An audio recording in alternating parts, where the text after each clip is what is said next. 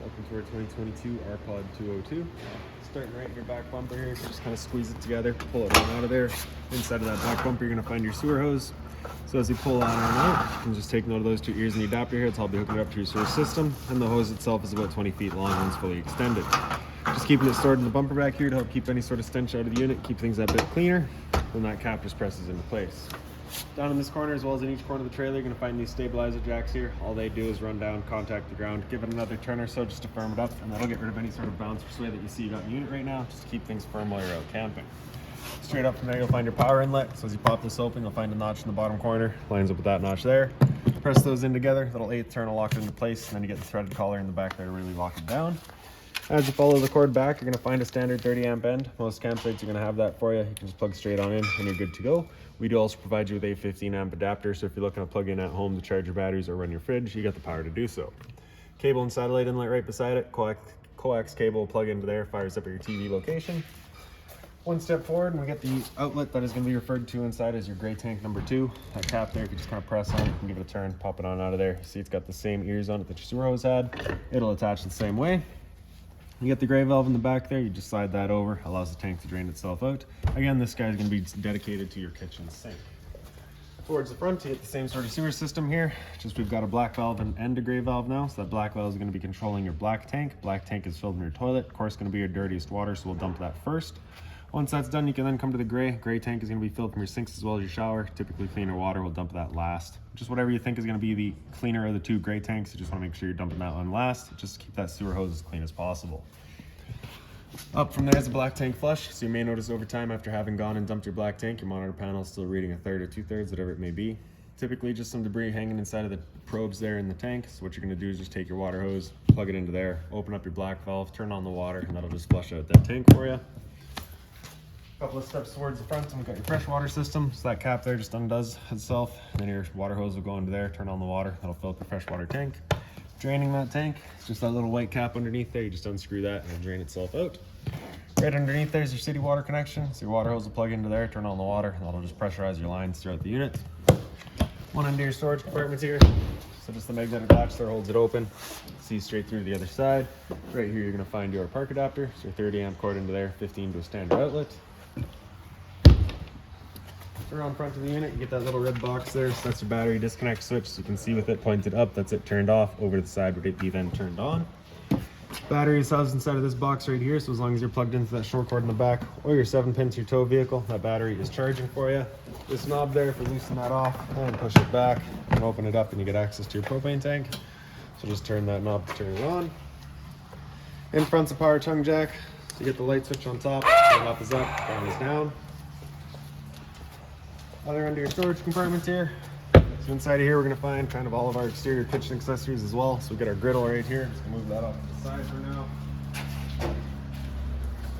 As well as its propane hose.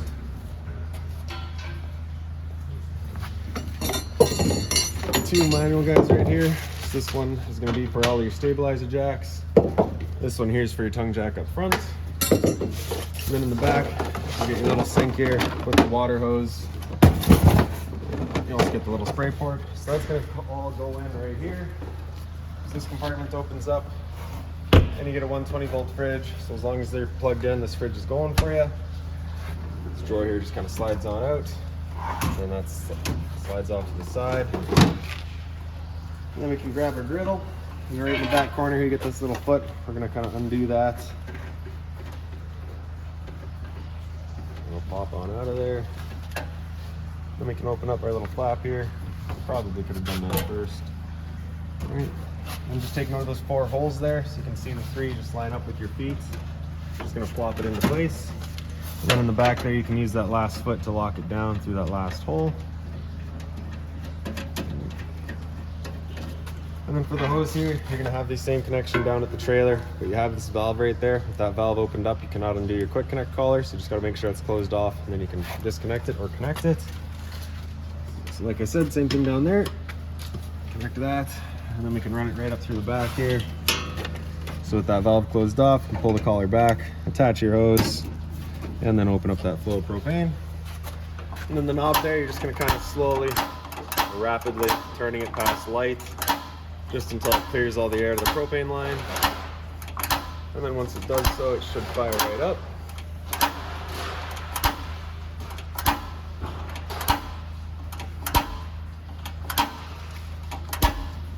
There we go. So once you're done, you'd of course turn it to off, let it cool down, and then you can just store it all back away, basically the exact same way we took it out, backwards. Your spray port here is over on the side, so you get the two little ears there, kind of at the sides, so the line up with those guys there. You just press it in together, 8th turn will click it into place, and then you get your little garden hose end out of it. It is just tied into your cold water system, you're not going to get hot out of there. Right. So like I said, once we're done, I'm just going to disconnect everything, make sure everything's turned off. With the hose, I like to just connect it to itself, just ensures that nothing's going to get inside of there.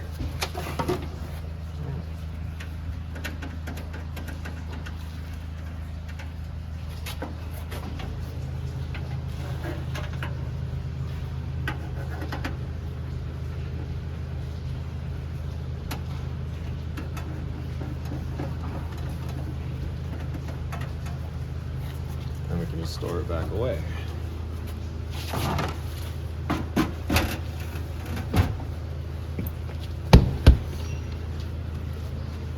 So your fire protected outlet out here.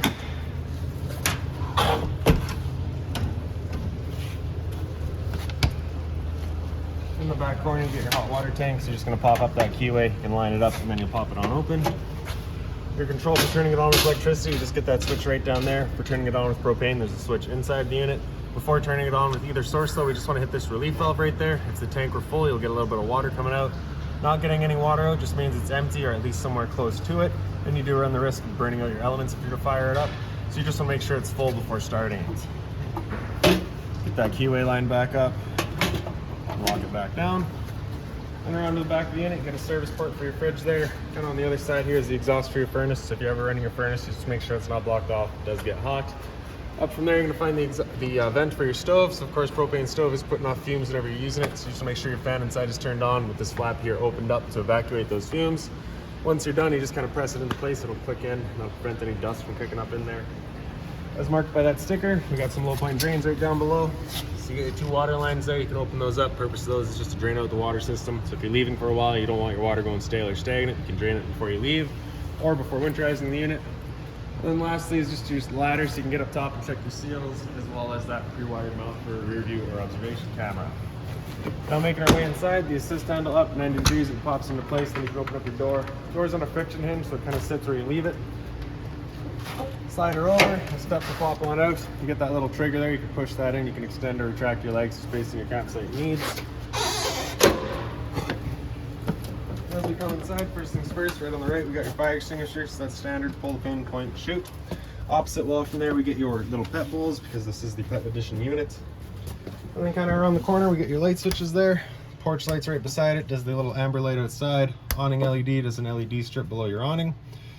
And then slide room here is center left. Press and hold out, and the slide will make its way out.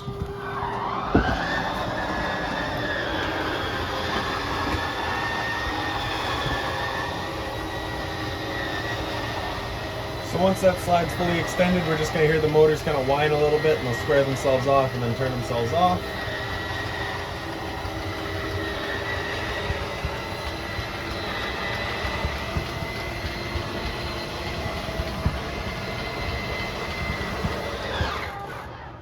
There you go. Awning's on the far left there. Press and hold extend, and that awning will make its way out. Once that awning's fully extended, we're going to see a little black flap come down as well as the black metal tube. Once you see those, you're going to stop. If you were to continue extending, it can actually line itself up backwards, in which case the fabric will be underneath the tube, allowing it to then hold water, accelerating the growth of mold and mildew.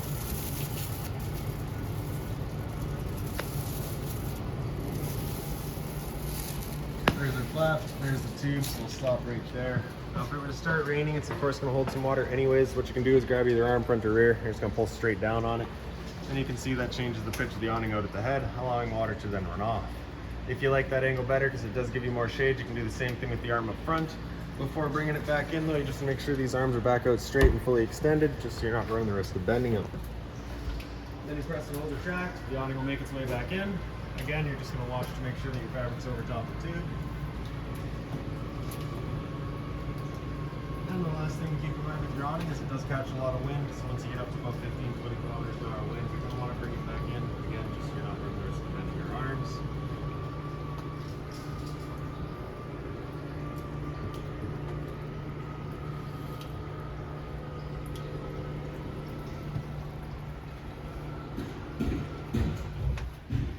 USB charging off to the side of it, 120 volt outlet on the right side there. Monitor panel's kind of in between it all, so your water pump switch is in the bottom right here. You turn that switch on, turns on your water pump, drawing out of your fresh tank to pressurize your lines.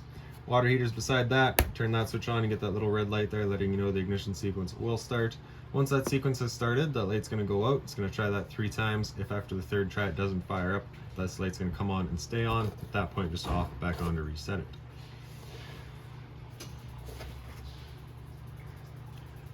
Stood right here, you can hear the click of the igniter as well as the whir of the flame. We know that tank is good.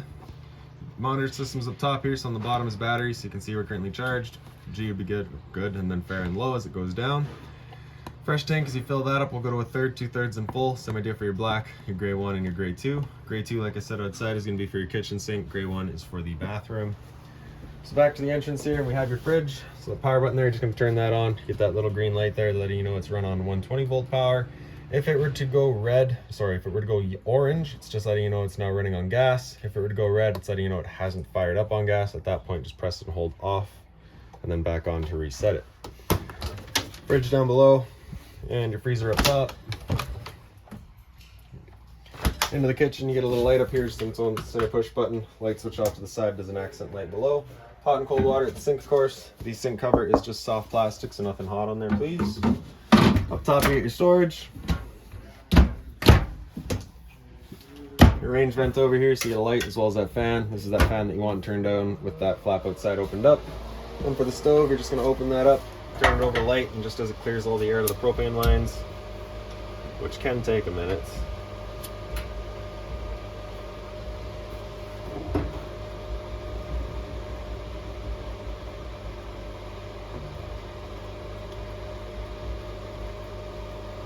There we go. Once you're done, just turning it off, letting it cool down, and then you can close her up. Microwave right down below that. The microwave does have the convection feature in it, so you can kind of cook in it as well. Furnace right down below, so that's just the return air for it, so just to make sure it's not blocked off. It does get hot. A little bit of storage underneath your sink. Into the slide out, you get your dinette here. It's a little light there just on its own side push button. You can see you've currently got it set up as the dinette. The travel strap there, if you're to undo that, you can take the table and wiggle it up out of its table bases. The legs will then wiggle out of their bases. The table will then sit onto the 4 little blocks that you got there. Take your 2 back cushions to fill in the table, create a bed. A little bit of storage underneath side as well. Solar charge controller. So once we have your battery installed and going, we'll have this all set up for you. Basically just allows you to monitor how your solar panel is charging your battery. Below that's your thermostat. Press that bottom bar to wake it up. Hit it again and come into fan low. Fan low is just moving some air around with the low fan. Same idea with high fan. Cool high is going to be the high fan all the time with cooling in and out as needed. Same idea in cool low, just now we're using the low fan. Cool low autos where it becomes an on-demand system. It's not going to use anything more than the low fan though. Both the compressor and fan will cut in and out as needed. With the air conditioner going, you have 2 different options. You can have these 2 louvers here closed, in which case we'll be using all of our ceiling ducting to move the air. Or you can open it up and it'll just dump all of its air into the living room here. So when you first get out to your campsite, you want those open, cool off this area as quickly as possible, then you can close them off, start moving the air throughout.